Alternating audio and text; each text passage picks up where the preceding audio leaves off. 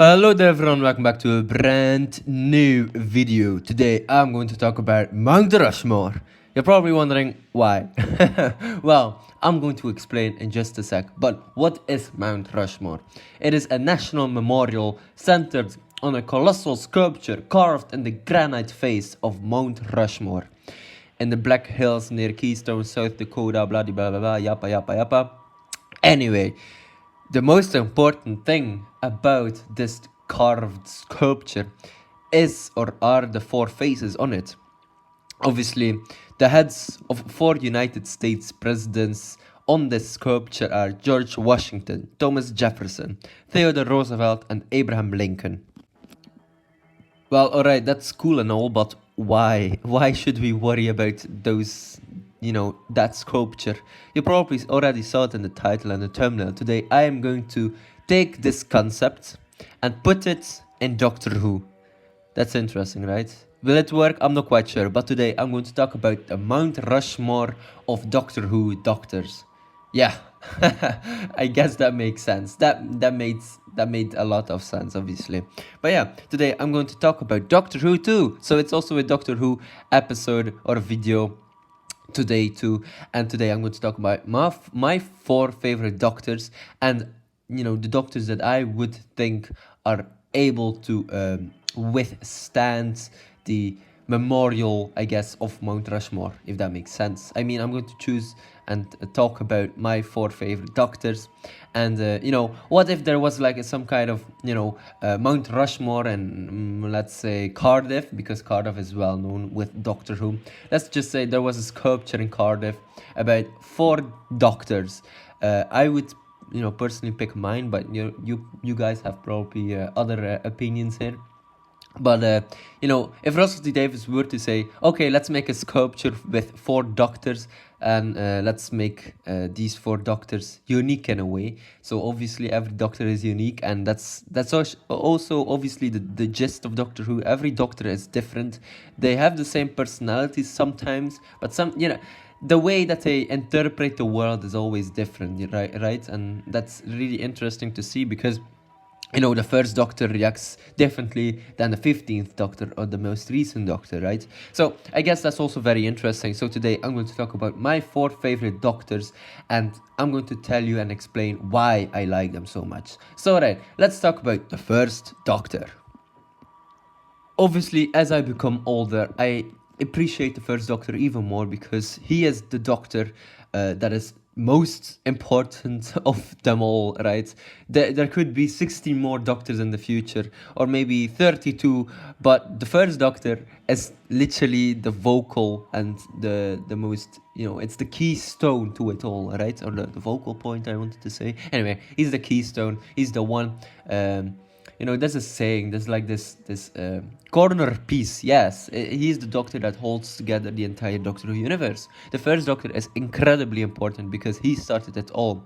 He was the original incarnation of the Doctor, played by William Hurt. Obviously, throughout the years, many actors have portrayed the first Doctor, because you can't, get William Hartnell back because he's dead, unfortunately. But I believe, oh boy, what's his name again? I believe for the Peter Capaldi episode, he was played by a different man. I should have known his name, but I forgot. Anyway, it isn't important, because William Hartnell is the first official Doctor, and he's the most important one. So he introduced audiences to the mysterious Time Lord from Gallifrey. His era established key elements of the show, including the TARDIS, regeneration, and the Doctor's evolving moral compass. Obviously, the TARDIS is something that his granddaughter named Susan Foreman, obviously, which is really interesting. Still a big part of Doctor Who lore, just right now. So that's very interesting. Regeneration, obviously, they wanted to have some kind of way to make another actor into the Doctor. So they introduced regeneration. That's a concept where the Doctor dies and becomes a new person.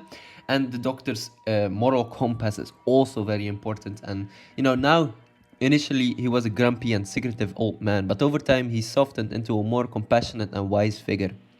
His departure led to the introduction of regeneration, like I said, a concept that allowed the show to continue for decades. Without him, Doctor Who might never have become the legendary science fiction show it is today. Obviously, very interesting. Like for companions, the first Doctor traveled with several companions, each bringing their own unique dynamic to the show. Susan Foreman, his granddaughter, and the first ever companion introduced in an Unearthly Child serial. Ian Chesterton and Barbara Wright, school teachers who stumbled upon the Doctor's secret and became his first human companions against their will. But eventually, they switched sides. They were like, "Oh, actually, this is fun." So there we go. You have like Ben Jackson and Polly Wright, Dodo and Katarina, Stephen, and so many other companions. But I have not seen a lot of the First Doctor's era, obviously because all the episodes are presumably missing, or a few of them are, which makes his run no, not the only, but also with the second Doctor, the two runs, so the first Doctor and the second Doctor, are the ones that have missing episodes, and that's like literally insane to think about, because you wouldn't have like an 11th Doctor story without like the Day of the Doctor, right? So that's quite sad, and hopefully BBC will get these episodes back eventually down the line. Maybe in the future, we'll see. Obviously, the first Doctor faced some of the most iconic villains of Doctor Who, the Daleks, literally introduced in the second or third serial of Doctor Who. Literally the first official, villains, which is really interesting. They became the Doctor's greatest enemies, and without the Daleks, you don't have Doctor Who either. The Cybermen first appeared on the 10th planet, so the last episode or story with the First Doctor, marking the end of the First Doctor's era and beginning the Second Doctor's era. The Monk, a fellow Time Lord who meddled with history for his own amusement, and he should return one day. And also the Celestial Toymaker, a mysterious and powerful being who trapped the Doctor in deadly games. Obviously now being brought back by the wonderful Neil Patrick Harris. So yes, the First Doctor needs to be there as first candidate for the Mount Rushmore of Doctor Who, obviously.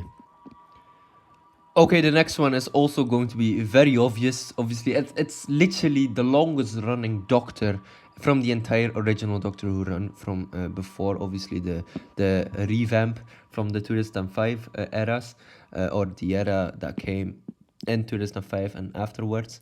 But now we're talking about the original Doctor Who stories from before those times, so before the 16-year hiatus. Obviously, the fourth Doctor, played by Tom Baker, literally he is one of the most iconic incarnations of the Doctor. He played the Doctor for, I believe, 12 bloody years. I believe, yeah, 12 or 7. No, 12 is too much. 7, yes, 7. Or was that the tease for the next incarnation? Or one of the next incarnations? Ooh, no, just kidding. No, but Tom Baker played the role for like 7 years already.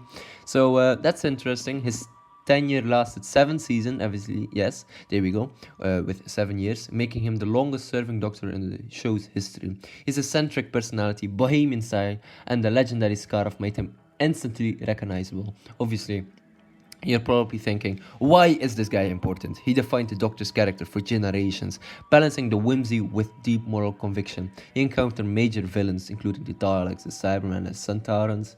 He expanded the show's mythology, including the introduction of the Key to Time arc and his tenure as Lord President of the Time Lords. His era saw some of the most beloved companions, such as Sarah Jane Smith, Leela, Ramona, and K9. Obviously, he's the Doctor that many of the, I believe, the older people grew up with, because the 60s, okay, you had the first Doctor and the second Doctor, then you had the third Doctor. John Pertwee is also so damn good. Like, I really love him, but I should have, I picked this one because the fourth Doctor is much more important, I would say. Like, if you were to say, obviously, if you go to Britain, if I were to go to Britain from Belgium and tell some old people, hey, what's your favorite Doctor Who or Doctor, and they would probably say the fourth Doctor, or maybe the third Doctor, but the fourth Doctor is the one that was the longest And the third Doctor, don't get me wrong, John Pertwee is absolutely epic. I just think the fourth Doctor was way more important and way more interesting, because the third Doctor was also stuck on Earth for an entire season, and the fourth Doctor was like, "Hey, okay, bitches, let's go to space," if you know what I mean, right? I think obviously every Doctor, like I said, is so important for the story and the overall narrative of Doctor Who, but I think the fourth Doctor is very, very interesting. So there we go. Notable villains that the third Doctor faced: the creator of the Daleks, Davros, introduced in the genesis of the Daleks; the Master, a recurring nemesis who played a major role in the Doctor's final adventure, Logopolis, but also the Master was also introduced in the third Doctor's era; the Black Guardian, a cosmic force of chaos who sought the key to time; Sutek, a powerful Usaran villain from Pyramids of Mars. And Sutek is obviously the one that got back or returned for the Ncuti Gatwa's run. We have memorable stories: the genesis of the Daleks; the Doctor is sent to Skaro to prevent the creation of the Daleks. A very important story, like I said. The Deadly Assassin, a deep dive into the Time Lord politics and the Doctor's past. I should still watch that one. I haven't seen that one.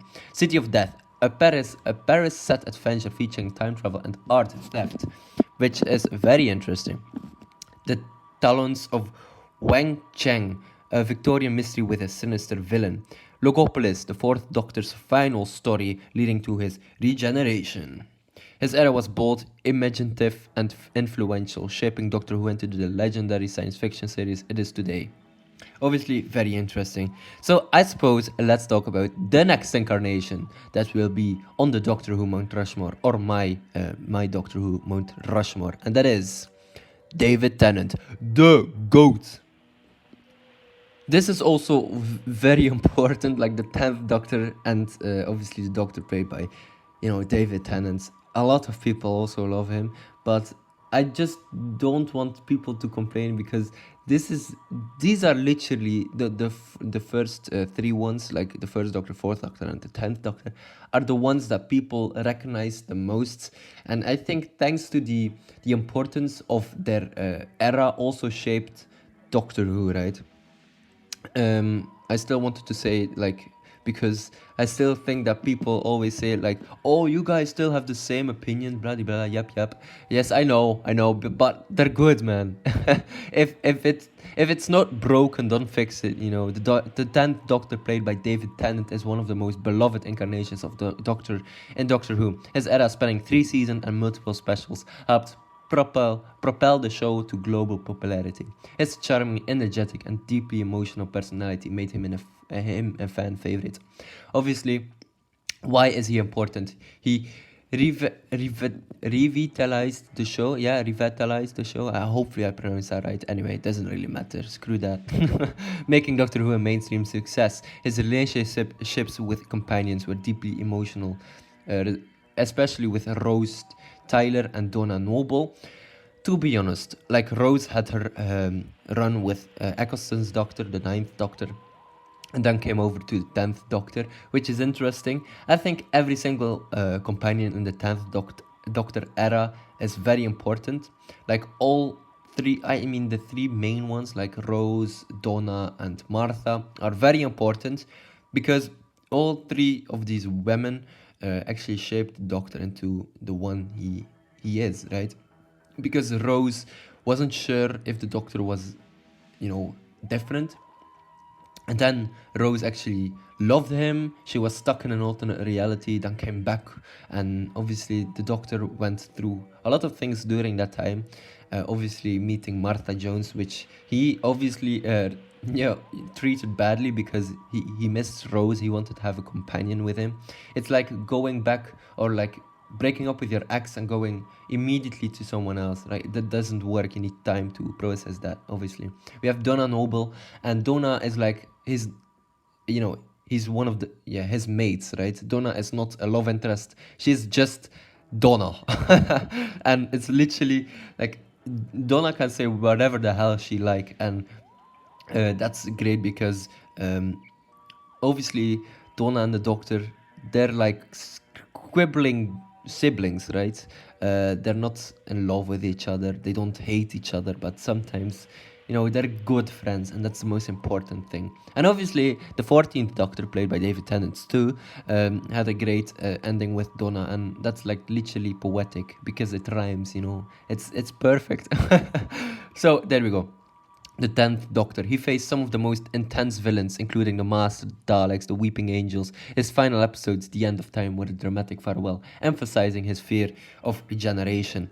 Notable villains: the Master, played by John Sim. He was a chaotic and tragic nemesis, obviously the Master returning. The Weeping Angels, introduced in Blink, they became one of the most terrifying villains, and Blink became one of the most popular episodes without the Doctor in it. Or, well, maybe he was in it, but just for like 2 minutes or 3 minutes. Davros also return. The Rachnos, a spider-like alien queen, but also the Sycorax, and also I would say the Jadoon, right? The rhinoceros guys. Yeah, so that's very interesting. Memorable stories: Blink, a timey-wimey masterpiece introducing the Weeping Angels, The Girl in the Fireplace, a romantic tragedy set in the 18th century France, or France, yeah. Human Nature, The Family of Blood, the Doctor becomes human to hide from the enemies. The Stolen Earth / Journey's End, a massive crossover featuring multiple companions and crossing over with Torchwood and the Sarah Jane Adventures. The End of Time, his final adventure, leading to his emotional regeneration. The 10th Doctor's era was full of adventure, heartbreak, and unforgettable moments, making him one of the most important and influential Doctors in the show's history. But then David Tennant came back for the 50th anniversary, the Day of the Doctor, obviously with Matt Smith, or during Matt Smith's run. And that's very interesting because it's literally the 50th anniversary, obviously. And David Tennant is like, anytime he wants to return, or the creators ask him, he says, yeah, I'll do it. So he returned for 50th anniversary, and then a few years later, he returned again for 60th anniversary. So there we go. Obviously, David Tennant playing the 14th Doctor, an official reincarnation of the Doctor after Jodie Whittaker's Doctor. And it's very interesting because it's part of his story. He saw Donna Noble again. He fought the Toymaker and I believe the entities on the spaceship and the Wild Blue Yonder, but also met Beep the Meep. And obviously, yeah, very interesting. And obviously, then he regenerated into Ncuti Gatwa, or he's still alive, I guess, but Ncuti Gatwa is now the current Doctor. And I think David Tennant is also a big corner piece, I guess, of Doctor Who's history, because he grew up with it. Russell T Davies wrote him the part, but the two men both grew up with it, and David Tennant wanted to become an actor to play in Doctor Who, and he eventually did. And I don't think he'll go, maybe for the 70th anniversary or the 80th anniversary, maybe the 100th anniversary he will come back to, but I'm not quite sure. Like, it would be very interesting to see the Doctor, or David Tennant's Doctor, return from the 70th anniversary special. That's in, was it? Oh, damn, that's, I guess, like 8 years. Guys, come on, we can get there. Alright, but let's talk about my favorite one up next, and that is Peter Capaldi as the 12th Doctor. Okay, why did I place the 12th Doctor in this Mount Rushmore? Because it is quite obvious. This was my first ever Doctor. This was the Doctor I got introduced to, and still when I rewatch his episodes, I'm like, holy shit, this feels good. Like, this is the first Doctor that I watched and saw on the television back in 2015, and this is the Doctor that I grew up with. Like, the first episodes were, I think, like, I'm not quite sure what the first episode was that I watched, but in a period of time, in a time period of like I think like a few weeks, I watched Mummy on the Orient Express, Heaven Sent, was it the Zygon Inversion, yeah, and some other series 8 episodes, or Before the Flood too. But I still remember with him being such a interesting character. I'm like, holy shit, is the Doctor actually good? I'm not quite sure, because I got introduced to the Doctor in Lego Dimensions, and I was like, I should research that. I did. I found a channel on the television that broadcasted the episodes, and I was like blown away by it. Literally, like I'm not quite sure, but if you get into the Doctor Who sickness, I would say you can't go back, man. You can't. Like the 12th Doctor, played by Peter Capaldi, brought a darker, more introspective tone to Doctor Who, making his era one of the deep, philosophical exploration and emotional storytelling. His gruff, no nonsense attitude contrasted with his immense compassion, making him a fascinating and complex incarnation. Like every time I need to write something interesting or just do something maybe for school or just in general, I always tend maybe I can try to act like the doctor, like Peter Capaldi's doctor here, like smart and stubborn. Holy shit! Oh, dude, like Stephen Moffat, you bastard! You made me into a Doctor Who fan. I will never forget you for it. But holy fuck, man, I am so happy you did that. Oh wow. Because I'm not quite sure. Like, isn't he just great? Like, why is he important? He challenged the Doctor's identity, asking, "Am I a good man?" in his first season. His relationship with Clara Oswald, Smash Owa, was deeply emotional, culminating in a tragic farewell. Um, Yes, he mentored Bill Potts, a groundbreaking companion who brought fresh energy to the show. His final speech in Twice Upon a Time was a powerful reflection on the Doctor's legacy.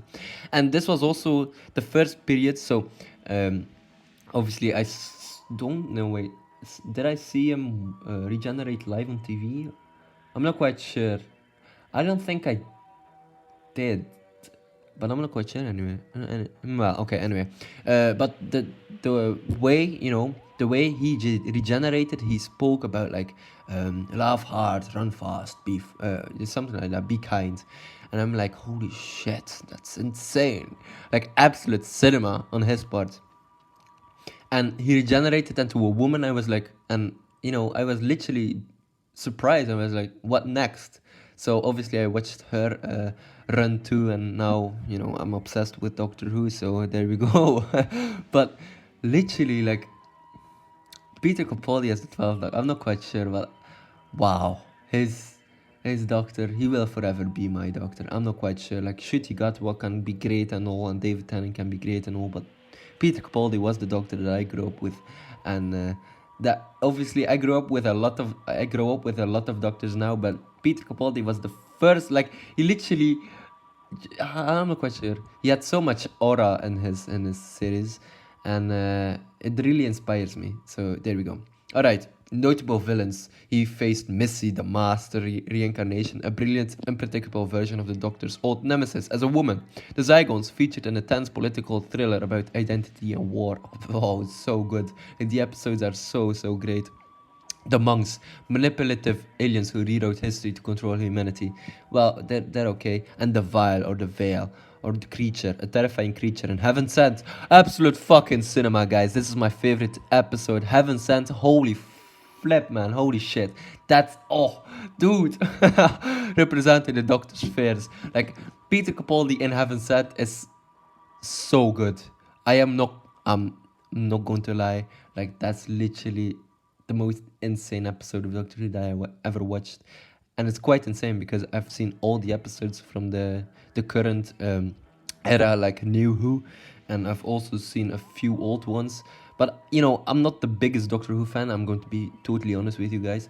I've seen a lot of episodes, and I've seen a lot of guys like doctors and companions throughout the years, and it's my job to make huge videos to talk about those things and to watch them eventually, but I do not have the money nor the time right now to actually buy all the collection sets or all the other series. I want to, though. I really want to invest more time and do more research into the Doctor Who lore. Like, I can't listen to every audio adventure out there. But hey, the things that I have, which are like season 1 to 12 from the current Doctor Who or New Who era, together with season 26 of the old Doctor Who, season 10 of the old Doctor Who, the Doctor Who movie, The Power of the Doctor, and like Jodie's Flux series and her specials too.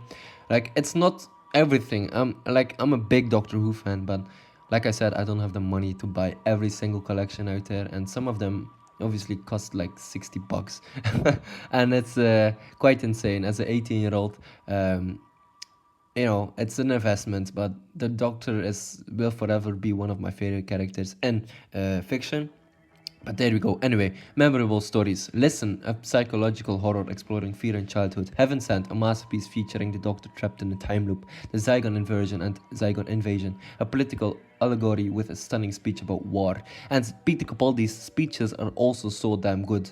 World Enough and Time, the Doctor falls his final battle leading to his regeneration. Obviously, such good episodes. Twice Upon a Time, a heartfelt farewell, meeting the first Doctor before regenerating. The 12th Doctor's era was bold, philosophical, and deeply emotional, making him one of the most thought-provoking incarnations. And yes, these were my 4 favorite Doctors, and I placed in the Mount Rushmore of my Doctors, right? So every single Doctor, like I said, has his own run, his own personality, his own style, and that's very interesting. That's why the Doctor Who series needs to be going, because you know, a future without Doctor Who is like is depressive, or you know, depressing. Because Doctor Who is the most, you know, biggest and famous science fiction television show in the world. Oh, obviously you have Star Wars and Star Trek, but Doctor Who has been running for like 60 years already, and that's quite insane. So, hey, ladies and gentlemen, hopefully you enjoyed this video. Don't forget to like and subscribe, and I will check you later. Goodbye, everyone, or should I say, laugh hard, run fast, be kind. Doctor, I let you go. Goodbye, everyone.